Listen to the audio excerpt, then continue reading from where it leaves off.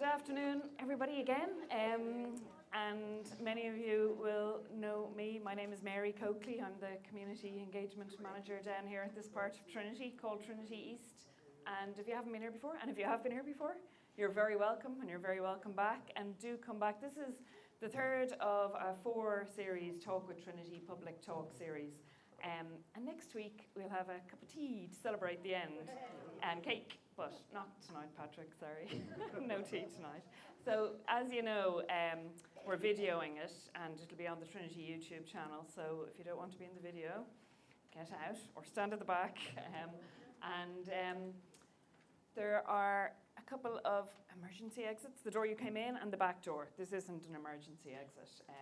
Ladies at the front, gentlemen there, please, if you don't mind turning off your phones. And there's plenty of time for questions, so do get involved. Just thanks to Dylan, our video guy from Ringsend Rock School, yay, rock on, and to Betty Ash and Lorraine Malone, hello there, and thanks for all your support. And finally, thanks to our speaker this afternoon. As you know, the academics in Trinity have been very good at giving their time. They have students, they work with industry, they write books, they do a lot of things. So it's great that they are taking the time, and it's much appreciated. Thank you for coming along today. So Professor, before I introduce her, Patrick Geoghegan, Professor of Modern History at Trinity, and he's an expert on British-Irish relationships in the late 18th and 19th centuries. He's very committed to sharing his love of history with a wide audience. You might know him from the award-winning Talking History on News Talk Radio, and this weekly radio program is regularly one of the most downloaded podcasts. So he has served as special advisor to the Taoiseach, soon to be not Taoiseach, Leo Varadkar, between June 2017 and 2020. Don't ask him any awkward questions about that. So we look forward to this evening's talk, which is about, well, to give it its exact title, Pearse on Trial, the 1916 Court-Martial and Execution of Patrick Pearse. So thanks very much. Well, thank you very much, and it's great to also see so many familiar faces here as well, and thank you all for coming. So today I want to talk about the 1916 Rising, the court-martials, and in particular to focus on the trial and the execution of Patrick Pearse, and indeed his brother Willie. And I want to make one central point, and that is the trials of the 1916 rebels were a miscarriage of justice, they were illegal, they didn't correspond to Britain's own laws at the time, and that they were a serious miscarriage. Now, that is not to say that people like Patrick Pearse were innocent. He was the person who read out the proclamation. He was there in 1916. He was one of the 7 signatories. But Britain failed to follow its own laws, its own due process, in the way they handled the trial and the execution of those leaders. And that is why they suppressed the evidence of those court-martials afterwards. Normally, this material would be released 30 years after. It wasn't released until 2003. This is Patrick Pearse's court-martial file. And we can pass it around. I've given you 2 documents that are extracts from it. It says here on the front page, closed until 1992. In the end, it was 2003 before it was released. It was digitized in 2016. And throughout the 1910s and the 1920s, the British government consistently refused calls to publish these records. And as Sir Reginald Brady, the secretary to the British Army Council, said, the reason why we're not doing it is because in 1 or 2 cases, the evidence is extremely thin. Well, as we'll see, in quite a few cases, the evidence was extremely thin. Another key figure, General Neville Macready, admitted that the inevitable result of publication of these files would reveal that the authorities intended to execute certain people quote, whether there was evidence or not. And we will see in some of the cases there was really not much evidence at all. And part of the problem was that the general in charge of suppressing the rebellion, General Maxwell, who arrived over on the 28th of April in the middle of the week of the fighting, he saw this as not an Irish insurrection. He saw this as a new front that had opened in the First World War. And the British troops that were sent over here saw it as the First World War. In fact, when the troops left Liverpool and then arrived in Dublin, they were astonished to discover that the people were all speaking English because they thought they had landed in France. That's where they thought they had gone. And because Maxwell and the others viewed this as a wartime situation, you therefore had to treat the enemy combatants as if this was war. And in fact, a war where it was your own side who were traitors who were rising up. And therefore, you had to punish them quickly and decisively. And that meant the legal process that Maxwell decided to use were what are known as field general court-martials. Now, there was a legal process that was in place in Ireland. There was also the Defence of the Realm Act, which had been passed to deal with things like this. But none of these things were followed. Britain did not follow its own legal standards, its own legal rules, its own legislation. It used these things called field general court-martials. Well, let me tell you about field general court-martials, because under these field general court-martials, 171 people were tried. 160 were found guilty and sentenced. 160 were tried. 90 were found guilty and sentenced to death. And that included one woman, Countess Markievicz. And then 15 executions were carried out. And the reason why all 90 weren't executed was because they generated such revulsion in Ireland, but also such concern in Britain. Asquith, the Prime Minister, was deeply concerned. He came over to Ireland and met with some of the prisoners and kept telling Maxwell, you have to stop this, because the rule of law was not being followed. So let me tell you about field general court-martials. Well, let me go back to the Duke of Wellington in the 19th century, who was no friend to Irish nationalism. He said, court-martials in time of war, well, what it really means is whatever the general wants. Court-martials are no law at all. It is whatever the general wants. Field general court-martials were developed for one reason and one reason only. If your own side needed to be put on trial at the front, it was a way of doing it quickly. So in other words, they were designed for the British front for British soldiers who maybe deserted or stole or disobeyed a commanding order. So in other words, it was a way for the British Army to put on trial its own soldiers. There was a defense could be called a soldier's friend, meaning one of your fellow soldiers could provide testimony on your behalf. But there are clearly, as you'll know just thinking about it, some obvious problems with using this in Dublin in 1916, because the people being put on trial weren't soldiers in the British Army. They were Irish men and women who were striking forth for freedom, for independence, but they were not serving officers. And so field general court-martials were completely inappropriate. And that was why it was all covered up afterwards. That's why the title of my paper is, the trial of... he didn't have a trial.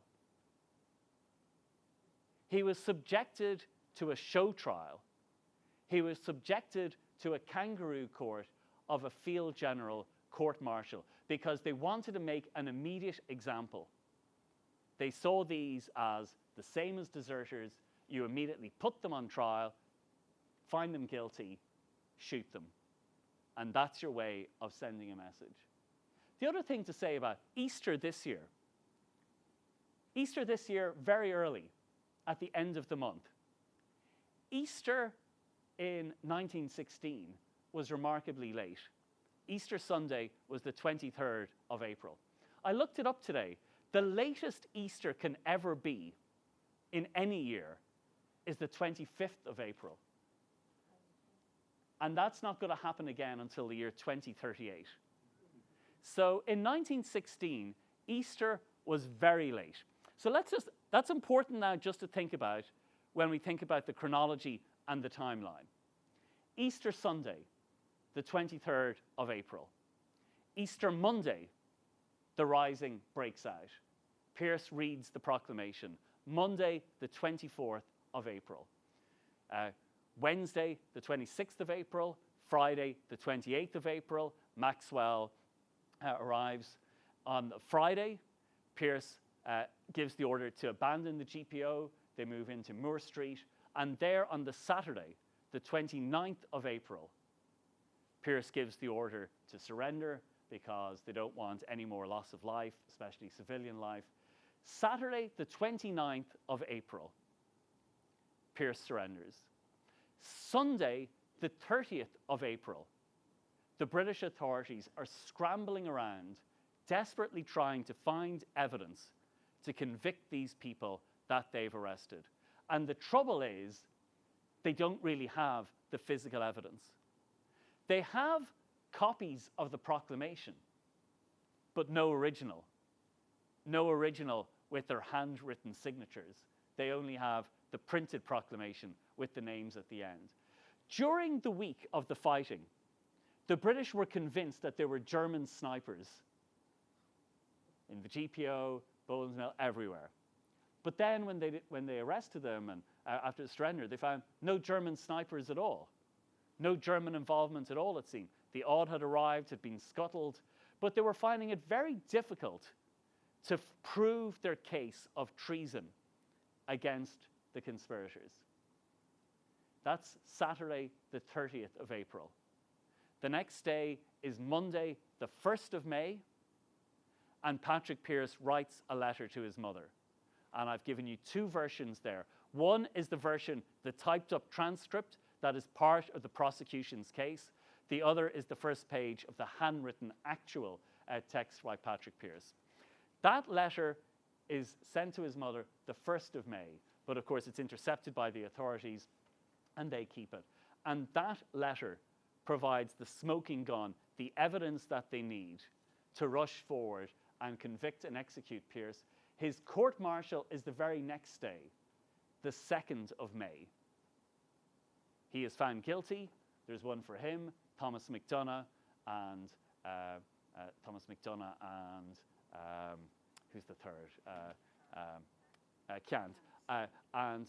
Cant is the next day because Cant wants to call out McDonough, and he's told, well, McDonough's already been brought out and executed. It's McDonough, Pearse and Clark, Thomas Clark, sorry, yes. The three of them, they are found guilty on the 2nd of May. They are brought out at 3:45 a.m.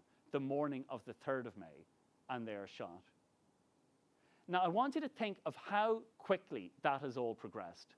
From the reading out of the proclamation on the Monday, the 24th, to now being shot 3:45 a.m., the 3rd of May, but actually you could call it still the 2nd of May because it's only those early hours.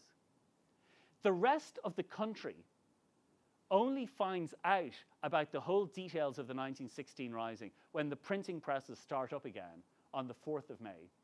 The Irish Independent starts printing again, the Irish Times start printing again. So the first newspapers that people around the country get tell them that there has been a rising, it has been a put down, and 3 of the leaders have already been shot dead. And suddenly people begin to doubt, has due process been followed? Has the legal obligations been observed. And then the next day, there are 4 more who are put on trial and executed. Eamon Cant is part of that one. Eamon Cant has said, I would like to have someone defending me. And they say, well, no, you didn't ask for it when you were arrested, so it's too late now. And he says, well, is there any way I could have someone said, okay, well, under these field general court-martials, you're allowed a soldier's friend, so you can ask for someone. And he says, well, I'd like Thomas McDonough then to represent me. And they say, oh, no, we killed him yesterday. And one of that next 4 who were executed includes Willie Pearse. And Willie Pearse is murdered for one reason and one reason only. His brother was Patrick Pearse. And they pretend that he was a commandant, a leading figure in the rebellion. In fact, he had the rank of captain. And in fact, he was essentially just a runner for his brother. He adored his brother. He was there because of his brother. He wasn't a senior member of the rising. But Willie wanted to embrace martyrdom. His brother had been killed, and he pleaded guilty. And he's the only one who does plead guilty. And in a way there, that convicts himself. I wanted us to look at the transcript. Look at the transcript of it. It's a bit blurry. That's just from the way when they digitized it and put it in the file. And my dear mother, he talks about, we decided in order to prevent further slaughter of the civilian population and the hope of saving lives, they've surrendered. On the second page, he talks about, you must not grieve for us this. We have preserved Ireland's honour and our own. Our deeds of last week are the most splendid in Ireland's history. People will say hard things of us now, but we shall be remembered by posterity and blessed by unborn generations. You too will be blessed because you were my mother. And then look at the PS. The PS, I understand that the German expedition, which I was counting on, actually set sail, but was defeated by the British. And that is underlined by the authorities in red ink. Because that line is the smoking gun that allows them to press forward with these court-martials and these executions. Because they had no evidence, physical evidence, linking him to the proclamation. They had no evidence at all of German involvement. One of the charges that they wanted to bring was that you were aiding the enemy in war. But how are they aiding the enemy in war? The proclamation references gallant allies. You know, sure, that could be anyone. Maybe that's the French. You know, who knows who our gallant allies are? But now, suddenly in this, and now look at the other version, the original version in Pearse's handwriting. And look where the PS is. It's at the top of the page. Dearest Mother, Arbor Hill, Dublin, the 1st of May, 1916. And then at the very top, P.S. I understand that the German expedition on which I was counting on actually set sail, but was defeated by the British. And what you see when you look at the original 4-page letter that he wrote his mother, the whole letter uses up every scrap of the page. He's finished with the letter. But then it's as if he remembers one last thing that he wants to include. And he can't find any space. And he goes back to the front page and he writes it at the top. But why does he write it? Why does he write it? There really wasn't a German expedition, apart from the odd, which was carrying Roger Casement, who in fact was trying to stop the rebellion and urge them not to go ahead. It was almost as if he was allowing the British to execute him. It was almost as if he was giving them the means by which they would be able to convict him. And they seized upon it. And that's why he writes that letter Monday, the 1st of May. They put him on trial Tuesday, the 2nd of May, and they immediately find him guilty and shoot him the early hours of the next morning. That is how they look. And whether Pearse embraced his martyrdom, at his trial he said he didn't want that letter and that reference to be used to help convict anyone else. But there certainly is that suggestion that perhaps he was willing to embrace that martyrdom himself. Patrick Pearse's great hero was Robert Emmet. He moved his school from this area from Western Road to Rathfarnham because he wanted to be where Sarah Curran, Robert Emmet's girlfriend, had lived. You know, W.B. Yeats said in this period that Patrick Pearse had Emmet delusions the same way some people think they're Napoleon or God. And you see that in the way he was planning the rebellion, in the way he produced a proclamation similar to the one that Robert Emmet had produced in 1803, but then in the way he realized that Emmet had won a greater victory through his death than he had through his life. So Pearse was put on trial, the first of them to be put on trial, and the way these field general court-martials went, they were a travesty, because no defense counsel was allowed. They were held in private. Sometimes no witnesses could be called, and they were rushed through. Some of them lasted 15 minutes. Some of them gave no opportunity to the prisoner to speak at all. Some of them just raced through the evidence and then found the person guilty. General Blackadder was the general presiding in charge of the court-martials, and he was hugely impressed by Pearse. He said, I could understand why his students loved him. And he was blown away by the strength of character, by the passion, by the confidence with which he spoke. William Wiley, who was a lawyer who was brought in, he was part of the officer training corps, he was brought in to act as a prosecutor in a number of these trials. He said that Pearse delivered a speech like Emmet. And in it he talked about, I have some of the lines here, he said that Pearse declared that he had made a vow to God as a child that he would work all his life to gain the freedom of Ireland.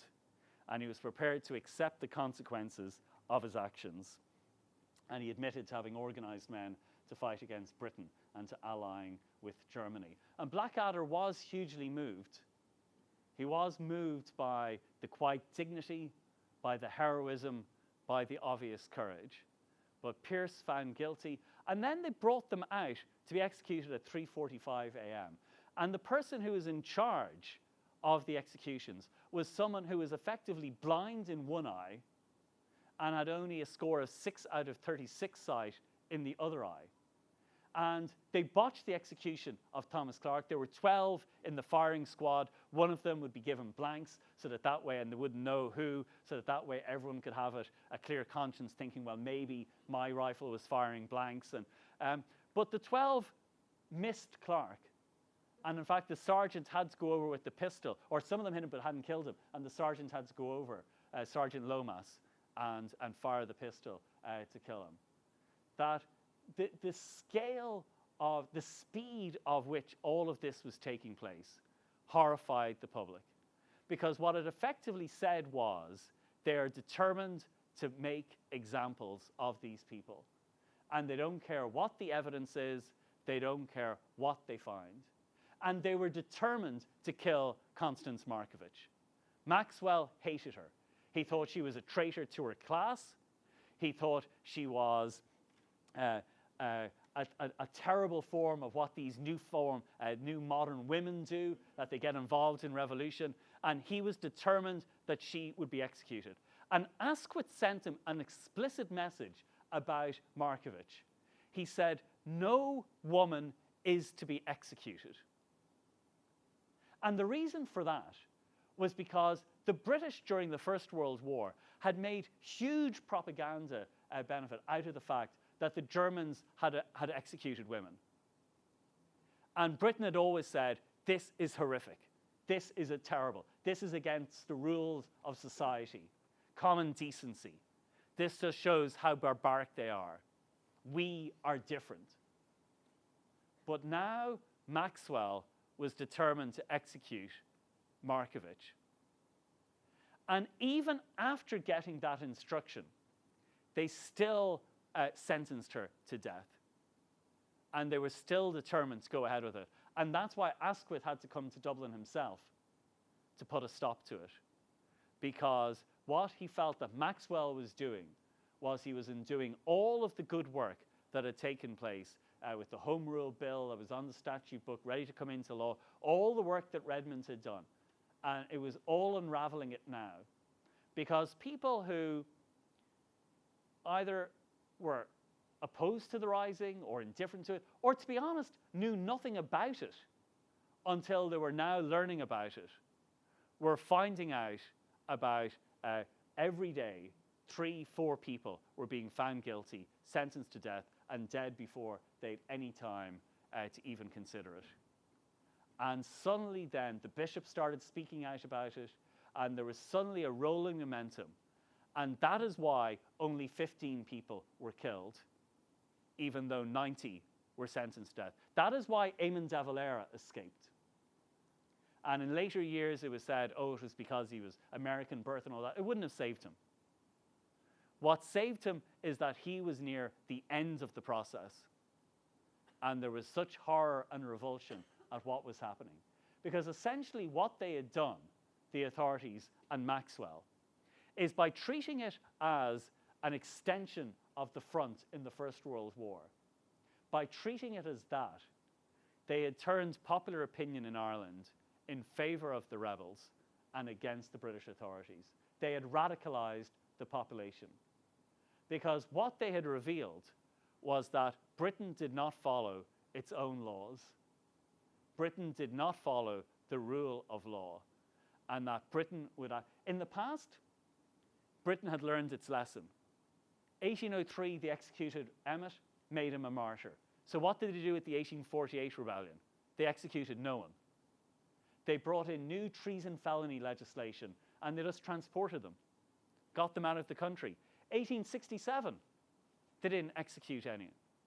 In fact, it took the Manchester martyrs when they were trying to release some of the prisoners, who then, a police officer was killed. They were, Alan Larkin and O'Brien, they were then executed. But the rebels themselves in 1867, not. Because Britain had learned its lesson. Execute the leaders, you create martyrs, they become part of the nationalist pantheon. The best way is to neutralise it. And that's why we don't celebrate the leaders of 1848. There are no great heroes of 1867, apart from the Manchester martyrs. But in 1916, they were in a trap, because public opinion in Britain would not have allowed leniency. And in fact, the government would probably have collapsed if Asquith had insisted on no one being executed. Because as far as the British people were concerned, this was a stab in the back. At a time when Britain was involved in this major momentous conflict, what were the Irish doing? Rising up in rebellion. And of course, they labelled the rebellion a Sinn Féin rebellion, even though Sinn Féin had nothing to do with the rebellion, and Arthur Griffith, the leader of Sinn Féin, wasn't involved. But it was the best bit of branding ever for Sinn Féin, because then afterwards, because it was so closely associated, all of the rebels and volunteers, when they were released from prison, joined Sinn Féin, and Sinn Féin itself then became radicalised, and then that became the new party then that won such an overwhelming majority in the 1918 election, and then created that demand for change. They set up their own abstentionist parliament, which became the first Dáil, and there you see the start of the War of Independence and the moves that eventually led to the treaty and the creation of the Free State. But it was all a set of misjudgments by the British, because they were unable to recognise that this had to be treated in a different and more sensitive way. What they actually should have done is they should have spent 2-3 months gathering the evidence, talking to witnesses, talking to people who are in the GPO, bringing them all together, and then bringing an open trial in front of everyone where they could have presented the evidence against Pearse. It would have been covered in the newspapers. It would have lasted 5 days or 10 days or as many days as it took. And at the end then, when temperatures have been calmed, when people understand what was all going on, well then probably you could have found them guilty. And people would have been satisfied then, okay, they went through a process. That wasn't actually a legal mechanism. It was an illegal mechanism, because it was only meant to be used for soldiers in it. And that's the way they rushed through all of the other ones. W.T. Cosgrave was put on trial. And then, in fact, William Wiley, even though he was involved in the prosecution, was then invited, because by this time there was such a backlash in the newspapers, they suddenly felt, okay, we better make sure these are correctly followed. They allowed Wiley then to act for the defence as well. And Wiley actually testified, this is a good man and an honourable man. And that's why, even though Cosgrave was found guilty, they were able to reprieve that. It's interesting when you look at the court-martial of Constance Markovich. And you see different accounts there. William Wiley wrote an account afterwards, which is not backed up by the transcript, where he said that she broke down in tears. She says, "Oh, you can't shoot me. I'm only a woman." But there are other accounts from people who were in there at the court-martial who said that when they presented her revolver, she kissed the revolver and embraced her role in it. So you wonder how much of that is Wiley's own misogyny, and that he had those prejudices about a woman being involved in all of that. Michael Mallon, and of course we have a train station named after Michael Mallon, he completely tried to throw Markovich under the bus, saying that he was only following her orders, it was nothing to do with him, he hoped that he wouldn't be held responsible, and that he didn't want any of the blame. It's interesting when you look at some of the other figures, John McBride, who only called one witness, and this was allowed because, again, there was such a public backlash to the fact that witnesses weren't being called. He was allowed to do it. So he called his landlady, a Mrs. Allen. And there was no worthwhile evidence that Mrs. Allen was going to be able to produce, but it seems that he was having an affair with her, and he wanted to see her one last time. And so this was a way of getting her into the courtroom and saying his goodbyes to her. But he said defiantly there that he was going to face down the enemy the same way he had during the Boer War, and that he was prepared to face his death with it. But the way it all went terrified the British afterwards. And that's why in the immediate aftermath of it, they decided that this folder, where is my folder? This folder, which I'll pass around, this folder and the other folders had to be suppressed. Because if you were to look at it, it gives the details of the court-martial at the back.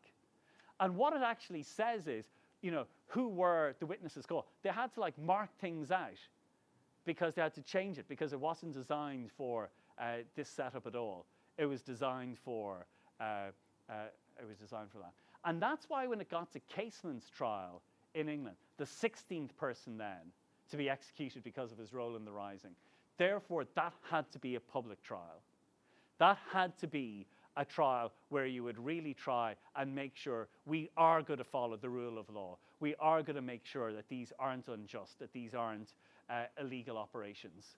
But what they did with Casement was equally disgusting, because Casement was an internationally respected humanitarian. He was the Bob Geldof of his day without the Bob bits that, but he was hugely respected. He was the person who had gone to the Congo and he had exposed the atrocities there. Atrocities committed by the Belgians, who were, poor little Belgium involved in the war. He had gone to the Amazon and the Putumayo region and he had exposed the atrocities there. So, and he'd been knighted for it. So he was someone who there would be an international outcry if they were to hang him. So what did they do? They had his diaries, and then they made sure that extracts of those diaries were privately circulated. The American president, Woodrow Wilson, did not want to see Casement executed, but when it got back to him that Casement was homosexual, that there were these diaries, then he lost interest in that then. And so the way they used those diaries and the way they used Casement's sexuality to prevent a campaign to reprieve Casement was bigoted and was disgusting, because they knew they would have a difficulty on their hands when George Bernard Shaw and Arthur Conan Doyle and so many others were rushing to try and save Casement. And I think the real story about what happened after 1916, when we always talk about how did the country suddenly go from maybe being indifferent or not quite enthusiastic, and it's hard to know because we don't have opinion polls from it, but how did things change so quickly? And I really think it was because of the speed in which everything took place. And the fact that people did not feel comfortable with how Britain was administering justice, and how they were so determined to secure these convictions with it. And how then, if they had just sent so many of them off into prison or had delayed it for so much longer, that would have been so much better.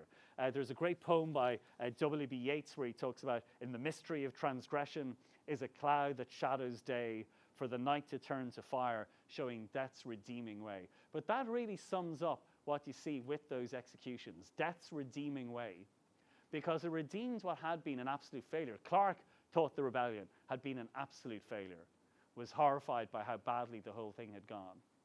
But yet here now, Britain was snatching defeat from the jaws of victory because they were just playing into the hands of those then who were going to be able to immortalize them, and they turned them into Catholic saints. The way Connolly was dragged out of his sickbed, the way he could barely stand and had to be strapped to the post, it horrified people and people's natural innate sense of what was right and what was just in the way that they were carrying out those executions. And Asquith, the British Prime Minister, realized that. And I think the problem was Maxwell was out of control, and that Maxwell did not realize that what you were facing was actually a political crisis as well as a military one. And the British government had acted differently in 1798 when the 1798 rebellion broke out. They sent over a general called Charles Cornwallis, who was pro-Catholic, and they sent him over to put the rebellion down as humanely as possible, and then to make sure that innocent people weren't executed and that there was as few executions as necessary. And he got the nickname by the British loyalists and the Protestant ascendancy loyalists of Croppy Wallace, because they thought he was too sympathetic to the rebels. He was seen as too soft on them. But they didn't do that in 1916, and that was a huge misjudgment. And so Patrick Pearse got that moment of heroism, got that moment of martyrdom that I think ultimately he had wanted.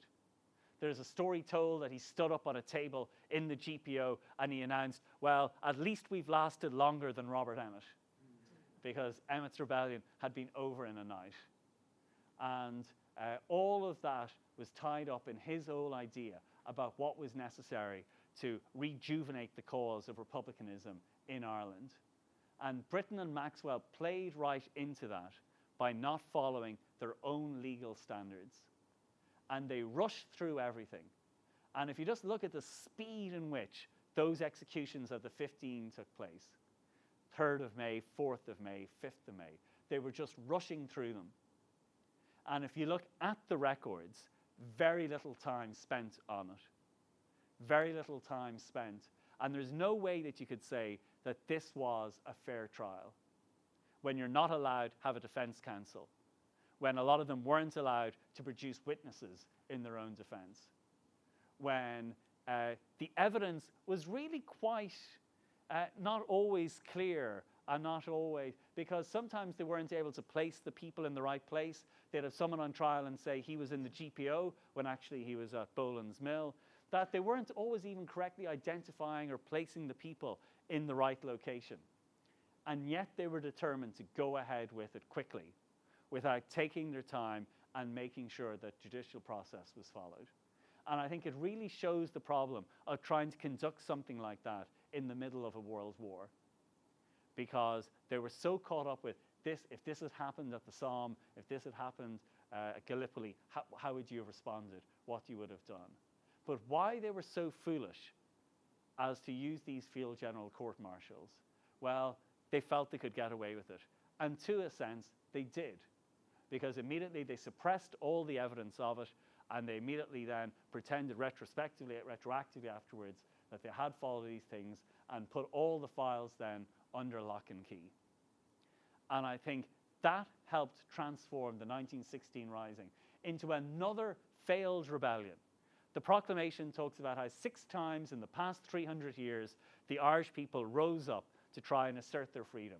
You had 1641, 1690, 1798, 1803, 1848, 1867.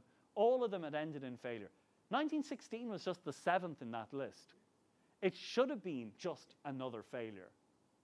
But instead, it became Ireland's Declaration of Independence. The proclamation became the sacred document of Irish nationalism.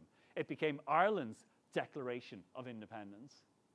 1916 is the anniversary that we celebrate every year as the date of our freedom, even though it didn't actually happen in terms of the freedom for like 6 years later. We celebrate 1916. Why? Because that was the moment that kick-started it all. And I think Pearse self-consciously knew that, and that was what he was trying to do. When he wrote that letter to his mother, and in it he refers to William, and he says, William will look after you, Willie will look after you, because he could not imagine that they would be so cold-hearted and ruthless to execute Willie when he had such a minor role in it. But I think Pearse knew what he could do to try and achieve that immortality. And he went back on the letter, didn't have the space, and then wrote that PS at the top of the letter. And I think the execution of William Pearse, who was a very talented young man, very courageous, very noble, praised in a lot of the British accounts as an idealistic young man, but not centrally involved. The fact that they were so determined to execute him, that horrified people as well. Because some people said, well, maybe Pearse deserved it. He was named in the proclamation. He was a leading figure in it. But Willie Pearse, he is not the central figure. And the fact that he was in the second batch of prisoners who were put on trial with Ned Daly and Eamon Cant and executed, not even the leaders, he was ahead of the 7 signatories. That horrified a lot of people and helped turn a lot of public opinion against. And I think what you really see between May and the autumn of 1916 is a complete change in Irish opinion, because there was a sense that what had happened in the wake of 1916 was wrong. John Redmond and John Dillon referred to this in the British House of Commons, where they pleaded with the British government not to do it. And in fact, someone who also recognized that was Edward Carson, who also urged a more lenient approach, because Carson anticipated what the response would be if they acted in a bloodthirsty way and looked like they were more interested in revenge than in justice. And that's really the final point that I'd like to make, that this wasn't about justice. It was about revenge. They didn't see these people as rebels. They didn't see them as Irish people rising up to assert their rights. They didn't compare them to the American colonists in 1776. They saw them as traitors. They saw them as allies of Germany who were opening up a new front in the First World War, and they had to be killed and put down immediately and decisively. And it was a complete misreading of what was going on, and it was a complete betrayal of British legal values. And people instinctively understood that. And so they did open the floodgates in 1916. And they brought what happened next all on themselves with the War of Independence, because they radicalized people who saw this for what it was. And the trial of Pearse, the Field General Court Martial, was a miscarriage of justice. Because I'm sure if there had been a trial, he would have been found guilty. But that's not the point. The point is they didn't go through the correct process. They used a measure which was designed for soldiers, and they applied it to your opponents. And they were so determined to get them killed straight away, they ended up killing British rule in Ireland. Thank you.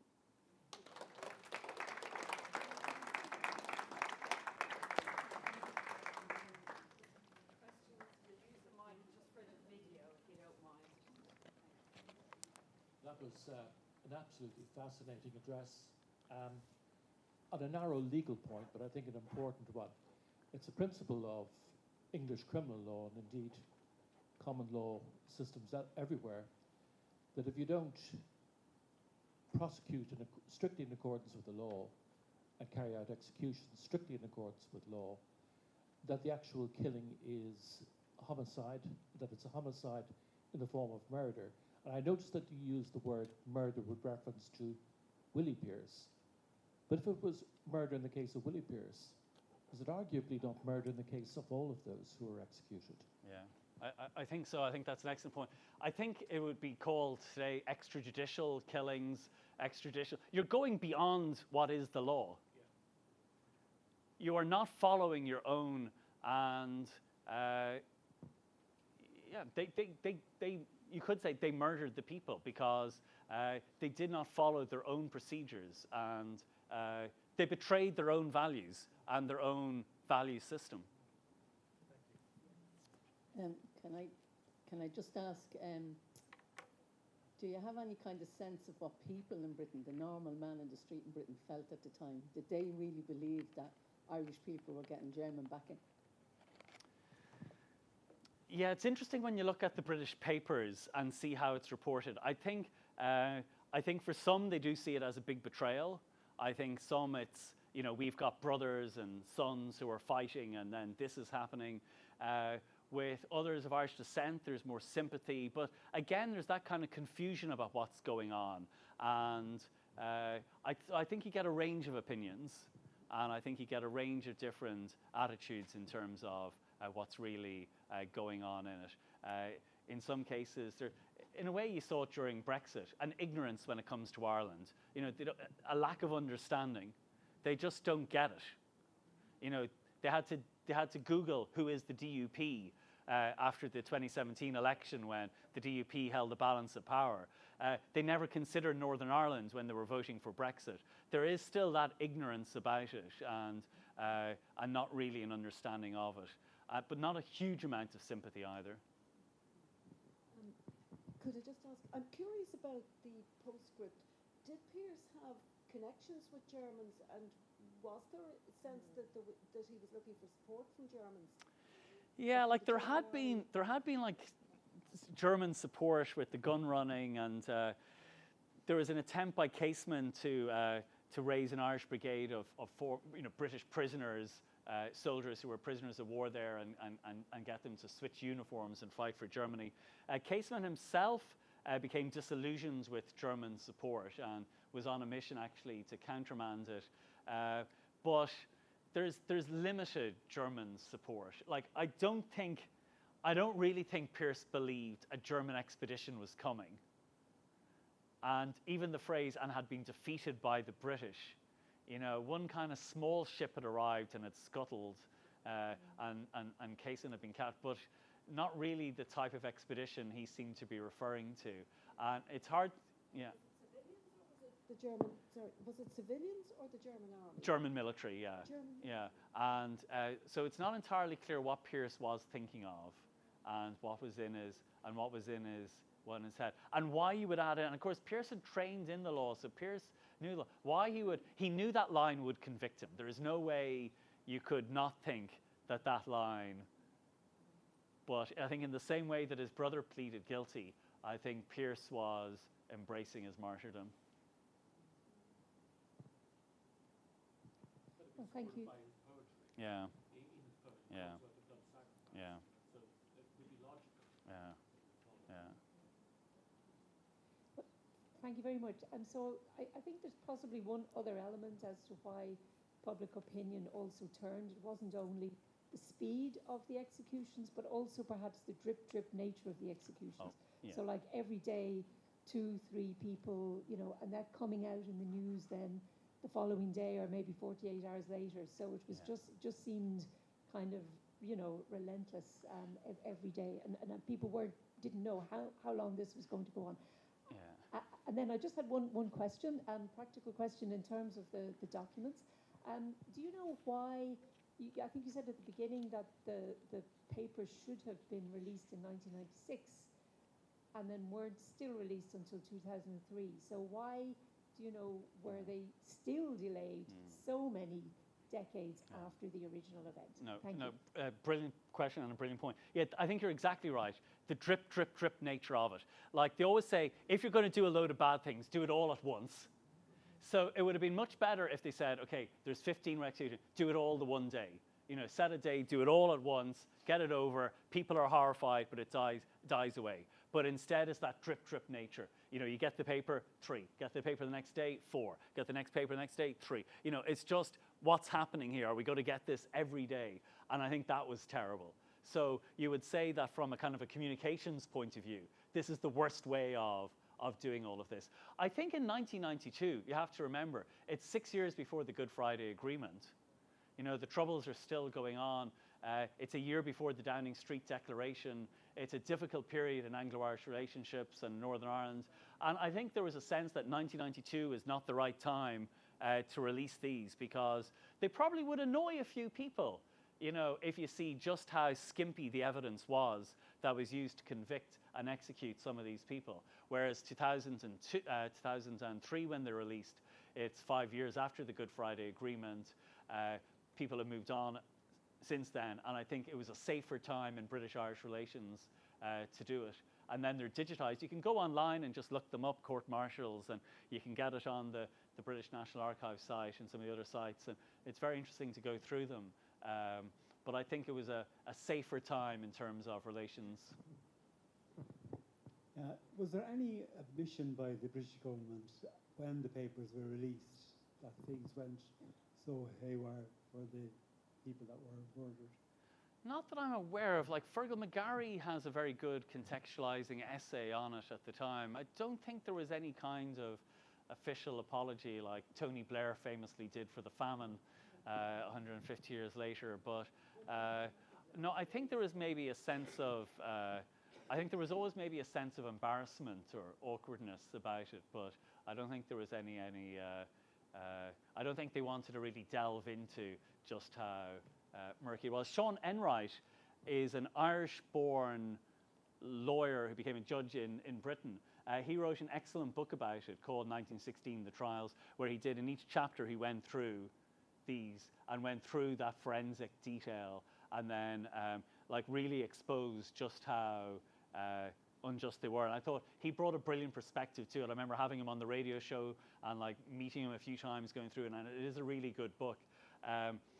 And just doing it case by case, you really see just how. The other person who did a lot on it was the former Irish Supreme Court Judge Adrian Hardiman, who wrote a piece for it for a conference in Cork 2006, where he talked about, looked at what was law at the time and what was not, and found that there were major problems legally. So there you had someone who was a brilliant barrister, judicial mind, and saying, look, this was. So it's not about whether the person is guilty or not. It's whether, someone could be guilty of robbing a bank, but if they plant evidence against you, that's a miscarriage of justice. So it's more about, and it's also about making sure that they were pretending that some of these were the leaders when some of these were not the leaders at all. They did not get the top 15 people.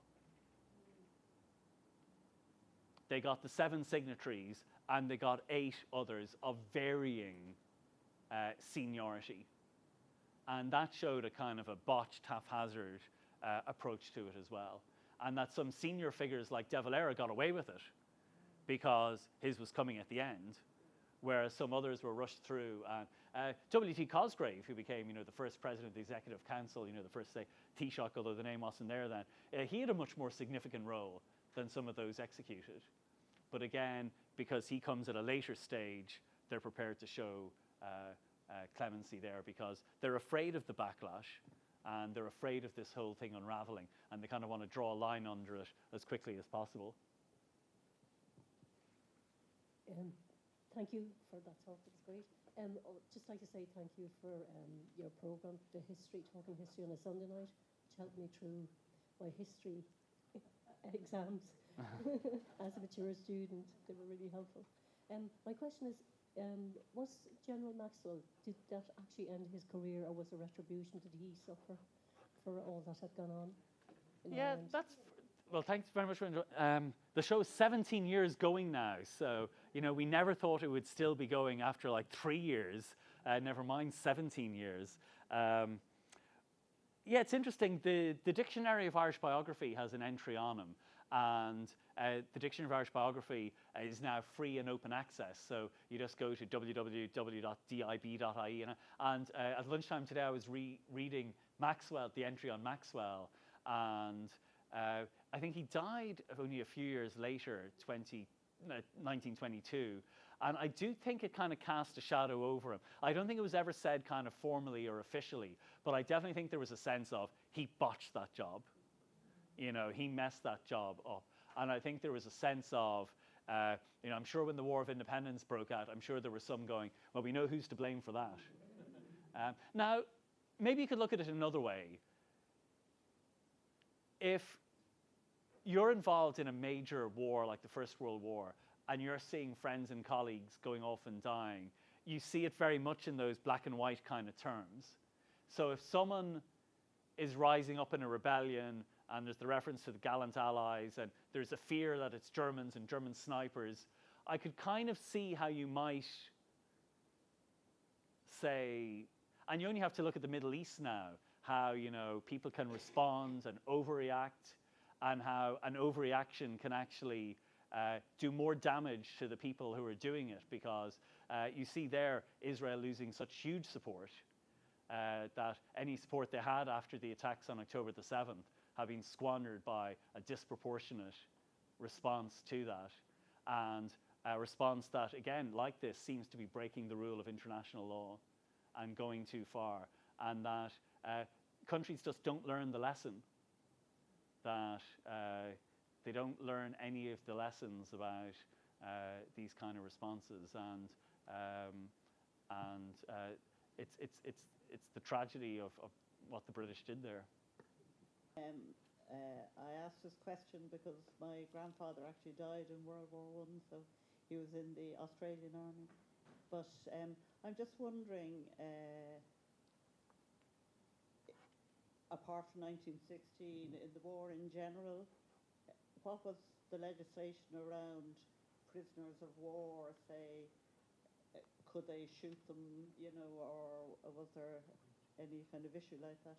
No. Because I'm sure they did get shot in unusual circumstances. Yeah, like there were and like the beginnings of the Hague Convention, there were like procedures and things that you really could only do it if it was your own soldiers who were deserting on the battlefield or something, and there you could very much have your quick field general court-martial, and they would be executed, and that was your way of maintaining, like, it's really to maintain discipline, because if Johnny shows cowardice on the battlefield, then we put him on trial and we kill him, so that then John and Mick and the others won't try and do the same thing tomorrow. But there are rules around prisoners of war, and that because they're your enemy combatants who have been, and that if you start doing that, then the enemy might do that to yours. So there are kind of rules and kind of procedures there about, and even if they're captured wearing their uniform, well, they're proper prisoners. But if someone's a spy and maybe a saboteur, but they're not wearing a uniform, they're dressed like this, and they're trying to destroy, but that's different. Now, you could execute them because they weren't wearing the uniform of the combatant, and so there's a different kind of category there. But there are these kind of rules. But I suppose the Irish rebels don't fit into any of these, because they're not in your British army. They are Irish people who are rising up. Now, you see them as British subjects, that's how they view them, but it's definitely not, then they fall under normal rule of law. Then it should be the normal courts, the Defence of the Realm Act, all of that. There's procedures you go through, and it definitely shouldn't be rushed through like that. And they should be held in public. They should be open courts. You should have a defence lawyer. You should be able to produce witnesses. You should hear the evidence. It can't be done in 15 minutes. And you can't be refused a defence lawyer. Okay, please, in one last. Yeah. It's just a very quick question. De Valera, you mentioned him. Is there a transcript of his trial? Because he said he was sentenced to death, and he said, Yeah. and he said. Yeah. But I've never seen anything Yeah. that suggested that he actually went on trial. Yeah. So just a quick question. You know, very good. It's not one of the ones digitized, so I haven't seen it myself. But I do believe he's one of the 90 who are found guilty and sentenced. So, but it comes so late in it. But I haven't, it's not a digitized one, so I haven't been over to the National Archives in Britain to look at that. And but I suspect it was one of the ones that was done relatively quickly with it. And of course, it helped make his reputation then as well, because as one of the survivors, and he becomes one of the leaders of the movement afterwards. and the same with W.T. Cosgrave. So it's interesting, you know, they're almost like allocating who are going to be the significant ones by. But you see some extraordinary legacies with it. You know, afterwards, some of the soldiers and officers mistreat Tom Clark, and you know they make them strip their clothes and they put them out their rotunda, and they treat them really badly. And one of them was a captain, Lee Percival, but like he really mistreats Clark, and they revere Clark because Clark is their great icon and hero. So during the War of Independence, Michael Collins is there and he never forgets it, and he like remembers your man. And during the War of Independence, they send a team down to Wexford where he's stationed there, and they kill him, and they say that was for Tom Clark, and they get it. And then his widow ends up being comforted and supported by the Jesuits, who are, you know, extraordinarily supportive to her. And so years later, as a thank you, she gives them a painting that she had bought at an auction, I think, in Edinburgh. And then it's only many, many decades later that that's discovered to be the Caravaggio, and that hangs in the National Gallery. But that was a thank you gift to the Jesuits for the great treatment that they had given her after her husband was killed during the War of Independence for things that he had done in the wake of 1916. So it really shows how the dominoes of history fall, and they fall in really quite unexpected and remarkable ways. Thank you very much, Patrick. If everybody is not listening to your podcast or your radio show already, you'll definitely have some new listeners. Thank you.